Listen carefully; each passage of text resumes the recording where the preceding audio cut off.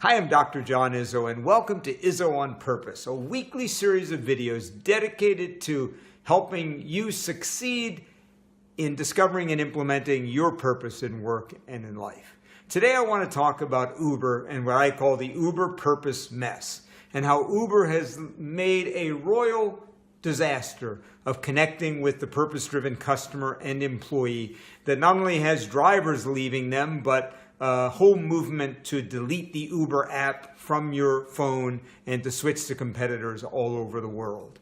And the question is, how did Uber get into this mess? And what would I advise them or any company that finds them on the wrong side of the purpose-driven customer and employee? Now, even though there are some people who don't care about this series of ethical lapses at Uber, there's a significant number of people who do care, and like all companies, a small group of people can make a big difference in terms of your profits and your success. So first, I don't want to spend a lot of time on the long list of things that Uber has done, mostly under their former CEO, but look, let's make a short list. Sexual harassment claims at the highest level, and discrimination claims. They have done all kinds of unethical things, such as spying on their own drivers to find out if they were driving for other companies so that they could stop that, to making requests for rides from their competitors when they would go into a new city and then canceling them. So those drivers were busy and unable to service requests from real clients.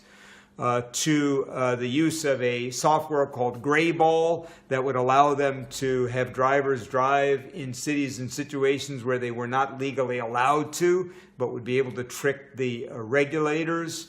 To the recent hack that came public where several 100,000 customers' accounts were hacked and the data taken by the hackers. And instead of going public like the vast majority of ethical companies do, Uber not only hid it, but paid the hackers to delete the data. And who knows if they actually did or what proof they have that they deleted it.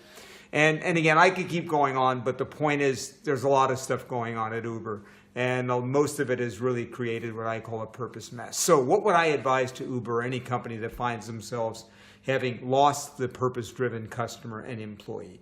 First, number one, you've got to be honest about what's happened, and you can't mince words. You've got to say, look, we messed up. We had a culture of arrogance, of deceit, a culture that we felt we were above the law, where we really weren't thinking about the best interests of our stakeholders, and it's going to stop, and it's going to stop now.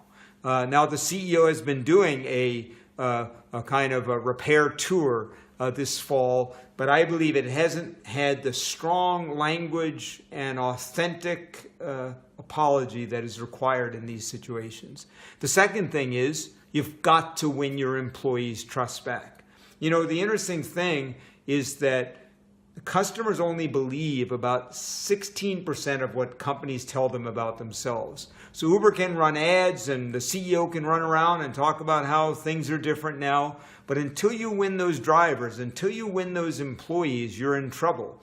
Because it turns out, though, there's only a 16% believability from what the company says about itself, about a 63% believability when an employee says, hey, you know, I like this company, they're back on the right side. And I can tell you just in the last few weeks, I've heard of Uber drivers criticizing the company, saying they can't stand the company, that they're not treated well. So look, they've got to have an internal campaign to really win the hearts and minds of their drivers again. And I don't know all the things they need to repair and work on, but I know you've got to win them. One more interesting statistic is that I am up to 10 times more likely to share a social media feed from an employee than I am from the company. So again, we got to win the hearts of the employees. So apologize, then really go inside, win the internal stakeholders first.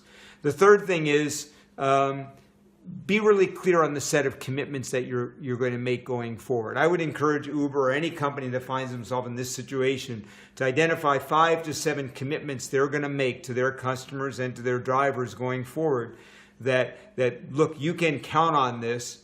These are the commitments that we're making to you. And I'm not smart enough to know what those commitments are, but I know if you make them and you keep them, you can begin to win people's trust again. So please, I'd love to hear from you here, wherever you're watching this video. What do you think about the Uber mess? Are you boycotting them? Are you still using them? Do you care or don't you care? What would you do or advise if you know a company that's gone offside in the purpose revolution? And what would you advise for Uber? So please, love to hear from you here. Please get involved in the conversation.